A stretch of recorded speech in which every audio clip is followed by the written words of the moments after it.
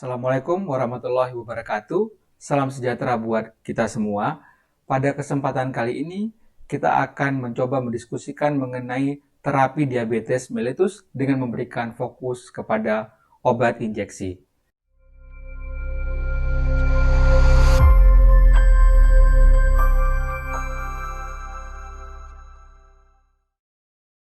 Ada beberapa nilai positif dari obat diabetes injeksi. Yang pertama adalah terkait dengan kendali glikemik darah yang lebih baik. Karena kita ketahui seperti insulin misalnya, itu relatif tidak memiliki dosis maksimal dalam hal pemberiannya. Kemudian juga obat diabetes injeksi bisa memperlambat pencernaan sehingga bisa membantu untuk menurunkan kadar glukosa darah jika kita menggunakan agonis GLP-1. Dan juga ada efek menurunkan berat badan pasien untuk jenis daripada GLP-1. Namun demikian, di sisi lain ada sisi negatifnya, seperti misalnya pasien cenderung untuk kurang nyaman dengan injeksi, ya, karena ada adagium bahwa injeksi itu menimbulkan rasa nyeri atau sakit. Kemudian juga kekurangannya terkait dengan dibutuhkannya penyesuaian dosis atau titrasi dosis, dan juga tentu dibutuhkan pengalaman yang lebih pada pasien. Jadi memang tugas daripada dokter lebih panjang karena harus melakukan edukasi terkait bagaimana melakukan teknik injeksi yang baik. Dan juga walaupun ini relatif, harganya yang cenderung lebih mahal dibandingkan dengan obat oral. Nah, obat injeksi diabetes paling tidak ada 3 macam, ya. Ada insulin, ada agonis GLP-1, dan yang berikutnya adalah kombinasi yang kedua ini, kombinasi insulin dan agonis GLP-1. Kita mulai dulu dengan insulin. Pada dasarnya, insulin yang disuntikan, insulin yang diinjeksikan, itu ingin meniru pola sekresi insulin endogen. Kita ketahui bahwa pada kondisi normal, maka akan terjadi peningkatan insulin, sekresi insulin pada saat kita makan. Seperti pada slide ini, ada 3 titik di mana insulin meningkat produksinya, sekresinya pada saat makan pagi, pada saat makan siang, dan pada saat makan malam. Nah, kemudian pada saat diabetes mellitus terutama tipe-tipe awal, maka puncak-puncak insulin ini mengalami penurunan. Dan dengan makin lamanya seseorang itu mengidap diabetes, maka puncak tersebut akan makin menjadi hilang. Nah, inilah gap yang harus diisi atau diberikan kepada insulin eksogen, insulin yang harus kita berikan dari luar. Nah, tipe insulin tersebut paling tidak ada 2 secara garis besar, yaitu insulin basal dan insulin prandial. Insulin basal di sini adalah bertujuan untuk menyerupai insulin endogen yang bertugas mencegah terjadinya gluconeogenesis dan glycogenolysis. Insulin basal itu flat kerjanya 24 jam, ya. Sedangkan insulin prandial itu ditujukan untuk mengganti insulin eksogen yang ditujukan kalau kita makan. Sehingga pada insulin prandial dibutuhkan kerja yang cepat. Nah, kemudian ada lagi insulin premix. Insulin premix ini tujuannya adalah untuk menggabungkan kebutuhan akan insulin basal dan insulin prandial.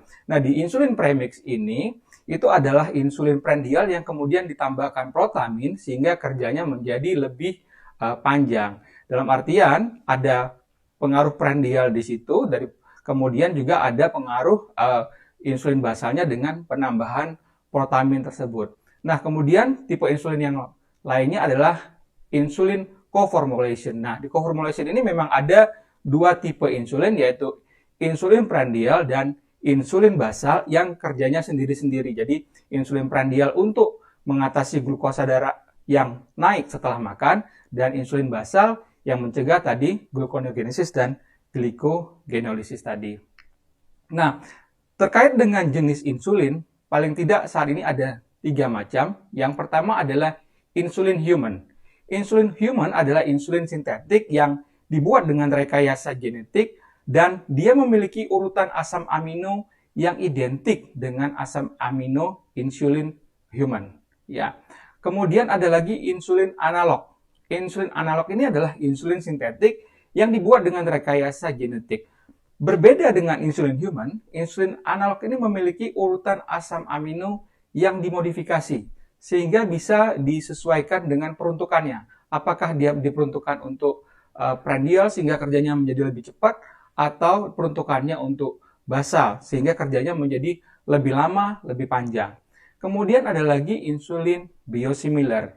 Insulin biosimilar ini adalah insulin sintetik yang dibuat dengan rekayasa genetik, dan dia ini memiliki kesamaan produk biologis dengan insulin yang sudah ada sebelumnya. Namun di sini dikatakan bahwa similar but not identical dengan produk referensinya. Nah, kita bergeser ke obat injeksi diabetes yang kedua, yaitu agonis GLP-1. Kalau kita lihat, GLP-1 merupakan hormon yang disekresikan di saluran pencernaan kita dan memiliki efek kepada berbagai macam target organ. Misalnya di otak, ya, dia menurunkan intake daripada makanan, ya, kemudian di gaster atau di lambung, menurunkan gastric emptying-nya, pengosongan lambung, dan juga menurunkan sekresi daripada asam lambung. Kemudian yang penting juga di pankreas, meningkatkan sekresi insulin dan biosintesisnya. Kemudian di liver dia menurunkan steatosis, ya. Kemudian juga berperan di jaringan lemak, dan juga di kidney, ginjal, dan juga jantung dan pembuluh darah. Jadi ada banyak target organ dari GLP-1. Tapi yang kalau kita lihat di sini, obat injeksi daripada agonis GLP-1 ini setidaknya dibagi dua macam. Yang kerjanya pendek, short acting, dan yang kerjanya long acting atau jangka panjang. Ini pembagiannya didasarkan kepada half-life-nya, waktu paruhnya. Kalau short acting GLP-1 reseptor agonis itu paling tidak saat ini ada dua, yaitu exenatide, ya, yang waktu paruhnya adalah sekitar 2,4 jam, dan lixisenatide yang waktu paruhnya kira-kira sekitar 3 jam.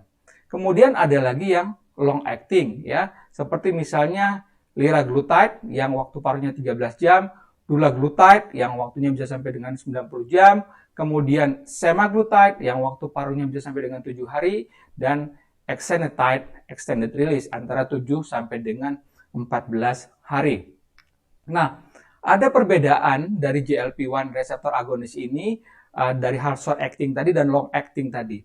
Yang pertama, kalau parameternya glukosa darah puasa, maka long acting GLP-1 memiliki penurunan glukosa darah puasa yang lebih besar dibandingkan yang short acting. Sebaliknya, untuk glukosa darah postprandial, short acting GLP-1 memiliki kemampuan menurunkan gula darah postprandial lebih besar dibandingkan dengan yang long acting. Dan untuk sekresi insulin puasa, long acting GLP-1 memiliki stimulasi yang lebih kuat dibandingkan dengan yang short acting, sedangkan yang insulin postprandial yang short acting memiliki kemampuan stimulasi yang lebih besar dibandingkan dengan yang long acting. Kedua-duanya memiliki kemampuan untuk menurunkan sekresi glukagon yang relatif sama. Kemudian untuk waktu pengosongan lambung, maka short acting GLP-1 memiliki kemampuan deselerasi yang lebih besar dibandingkan dengan yang long acting. Kemudian untuk tekanan darah sama-sama menurun. Denyut jantung yang long acting GLP-1 memiliki peningkatan yang sedikit lebih dibandingkan dengan yang short acting. Kemudian untuk kemampuannya di dalam menurunkan berat badan, long acting antara 2-5 kg, sedangkan yang short acting antara 1-5 kg.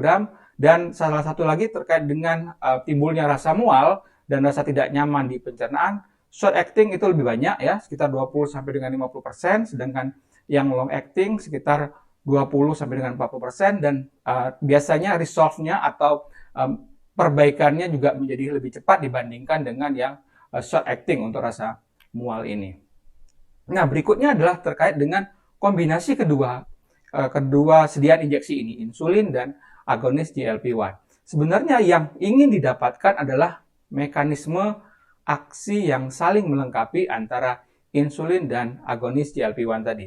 Misalnya, pada agonis GLP-1 ada efek untuk memperlambat waktu pengosongan lambung. Kemudian dia menurunkan sekresi glukagon. Kemudian meningkatkan glucose dependent dari insulin release. Sedangkan efek yang dari insulin yang diharapkan adalah stimulasi ambilan glukosa di perifer sekaligus juga menghambat produksi glukosa di liver. Jadi kombinasi kedua injeksi ini tujuannya adalah untuk saling melengkapi.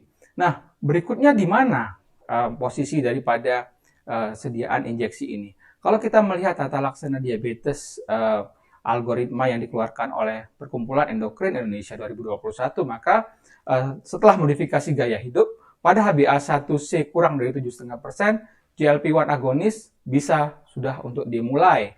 Kemudian jika HbA1c saat diperiksa lebih atau sama dengan 7,5%, maka juga sudah bisa masuk insulin basal dan juga agonis GLP-1. Juga demikian, misalnya apabila kombinasi 3 obat belum bisa menurunkan glukosa darah, maka bisa dipertimbangkan untuk pemberian agonis GLP-1 ini maupun insulin. Nah, kalau menurut American Diabetes Association 2022, di situ disebutkan bahwa apabila dibutuhkan sediaan injeksi untuk pasien-pasien diabetes dalam hal menurunkan glukosa darahnya, HbA1c-nya, maka dipertimbangkan GLP-1 kebanyakan pada pasien sebelum untuk insulin. Kemudian dilakukan titrasi GLP-1. Jika HbA1c masih di atas target, maka bisa dipertimbangkan untuk penambahan basal insulin yang kemudian dilanjutkan dengan titrasi daripada basal insulin tersebut. Demikian yang bisa kami sampaikan terkait dengan sediaan injeksi untuk tata laksana diabetes mellitus. Selalu ikuti channel kami Endokrin Metabolic Indonesia dan juga channel Instagram kami Endometa Indonesia untuk selalu mendapatkan update terkait dengan kelainan-kelainan di bidang endokrin. Terima kasih.